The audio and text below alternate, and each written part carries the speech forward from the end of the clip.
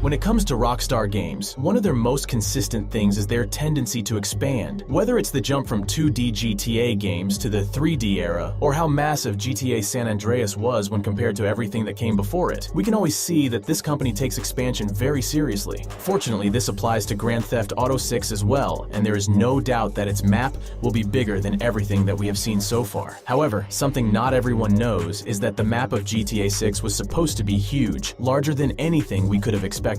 According to the September 2022 leaks, we came to learn that one of the code names for the game is Project Americas. And yes, that is exactly what it sounds like. Rockstar Games was planning to make a map so large that it would have been a virtual representation of America, which would include both the central and south sides of it, which is of course way bigger than just Vice City because all that covers is a recreation of Miami. We have many concept maps that show us what this could have been like, which is insanely exciting to see because even though we have games like Microsoft Flight Simulator which let us travel the entirety of America, that is only possible in air, and you can't really get off on the streets and explore as an avatar. But if something like this was done in Grand Theft Auto, even if it was a fictional or scaled down version of America, it would have still been an amazing experience because you would be able to travel everywhere, find recognizable places, and commit all kinds of fun and missions in there. Even just looking at the concept maps for these things makes you want to jump right into GTA 6 because of how much you would be able to find, because even the tiniest GTA maps are filled with fun things to do and all kinds of Easter eggs. So just imagine the myths and rumors that would come out for a game on this scale.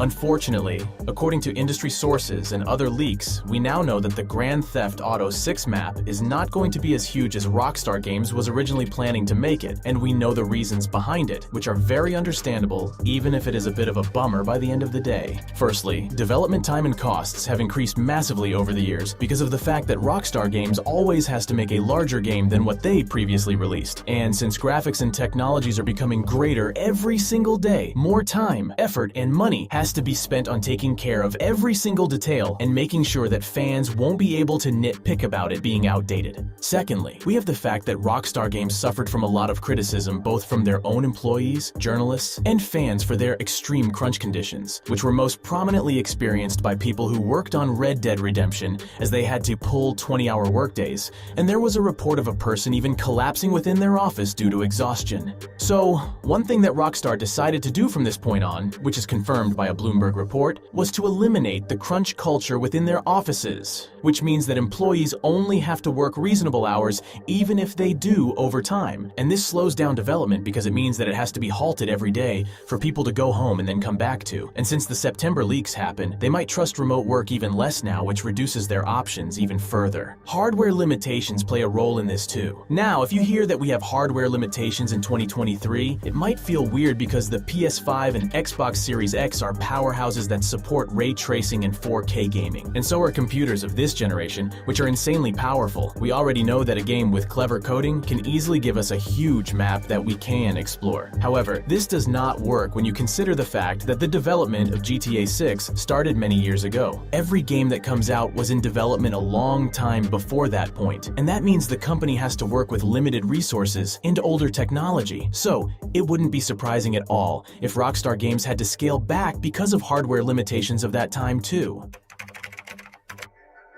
An interesting thing to note about Rockstar Games is that the number of cities in any GTA game does not equal to a large size. The 2D GTA games had multiple cities for the player to explore, yet those maps were smaller than anything that the 3D era has to offer, even if we only look at Grand Theft Auto 3 itself, which has one city and is the first game that stopped being 2D too. Then we have GTA San Andreas, which feels like it has one of the largest maps in an open world game and even contains multiple cities. We have Los Santos, San Fierro, Las Venturas, and the entire countryside that the player can visit. And all of these are cleverly made smaller versions of real-life American cities, which adds a lot of variety to the experience because none of the 4 locations look the same as each other. But when we go into specifics, we aren't overly familiar with the San Andreas map just because we played the game too much. It's because outside of the illusion of having big cities, the map itself is quite small. It's about 33 square kilometers, which is huge for the time, but nothing big in 2023. That is because Grand Theft Auto 5 came out with with a map which is 75 kilometers, which dominates the old San Andreas map without any effort. And this is often confusing for some people because the map of GTA 5 only contains Los Santos and Blaine County. We don't have the Las Venturas or San Fierro. This does get rid of the variety that the old game had to offer within its locations and sometimes makes the map feel smaller too due to the lack of options. However, if we set our feelings aside, it's undeniable that the map of GTA 5 is objectively massive, and it puts a new spin of Los Santos, which makes it feel like a real-world city. And this shows us the genius of Rockstar Games and how they expand. And the same applied to GTA 4 too, as its version of Liberty City, despite being a single city, was much larger than what GTA 3 and Liberty City stories had to offer. So even if the GTA 6 map is no longer going to be as diverse as it was once meant to be, even if we only get Vice City as an explorable location, it's still going to be bigger than anything that we have seen before, whether in GTA San Andreas, GTA 4, GTA 5, or even Red Dead Redemption 2. And this is honestly very exciting because even the GTA Vice City had one of the smallest maps in the series. I remember it was so much fun to explore due to its aesthetics and upgrades from the emptiness of GTA 3.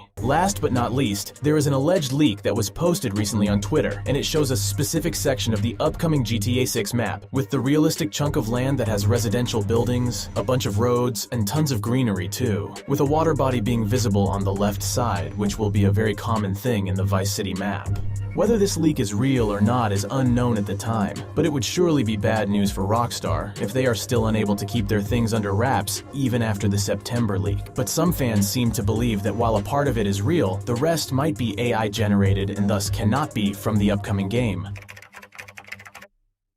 GTA Vice City featured two prominent gangs, which were the Cubans and Haitians, and you could find both of them walking around the poorer neighborhoods of the game, such as Little Haiti and Little Havana. Although we never went to Cuba itself and the neighborhoods that you could visit did not represent the island, it was still something that stood out quite a lot, to the point that the gangs had to be renamed later due to controversies of stereotyping the people of their respective nations. Interestingly, even though the overall map of Grand Theft Auto 6 is scaled down right now as I just mentioned, there are sources saying that GTA 6 will feature a part of Cuba as a playable area alongside Vice City. Not only does this mean that we will have an exciting island to explore in the game other than the main city too, but it also means that this might serve as an expansion into the narrative of the Cuban and Haitian gangs that the original game had. Though at this time, this is an insider report and not an official piece of information. It is very believable thus far because of the fact that Vice City is covered by a lot of water anyway, and that Cubans are very prominent in both GTA Vice City and Vice City stories. And then we have the fact that this insider is usually right about his reports, so that certainly helps the case. He also revealed that the game will have a time jump of some sort, which makes sense as the story is about the adventure of a criminal couple who may or may not get caught at some point. And he thinks the release date is most likely going to be 2024 rather than the end of 2023. One interesting thing to note here is that Cuba might not be a part of the game's main map and might serve as an additional location that the player visits within the story. But I hope that they let you take a flight to the place anytime that you want, because only being able to visit places temporarily, like Liberty City in GTA San Andreas, kind of sucks.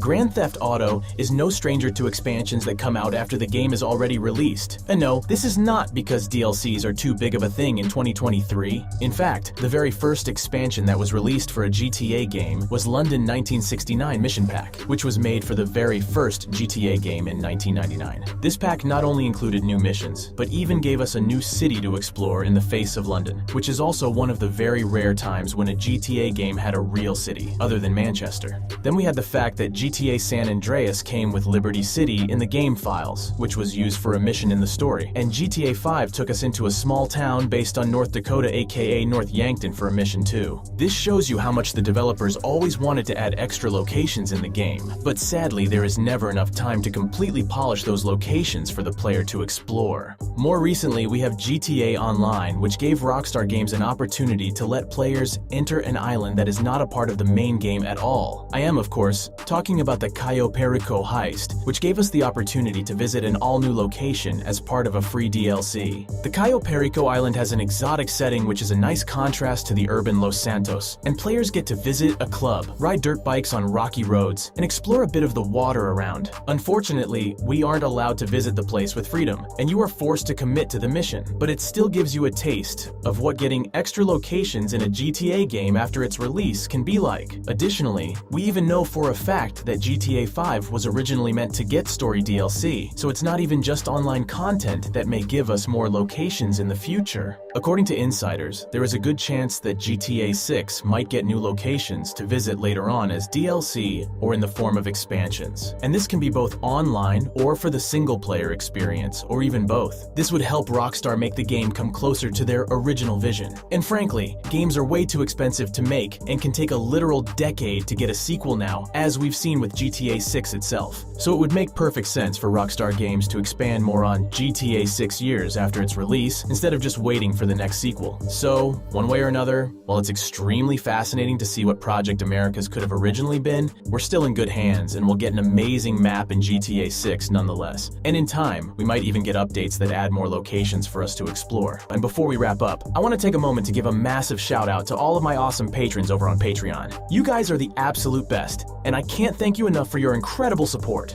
To all of you watching, if you enjoy what I do and want to support me even further, consider becoming my patron, and if you haven't already, make sure to hit that subscribe button and the bell icon. That way, you won't miss out on any exciting Rockstar Games content coming your way. Trust me, you don't want to miss it. The future is exciting, and I can't wait for more GTA 6 news and the reveal trailer. But for today, that's it. Thanks for watching, have a great day, and see you in the next one.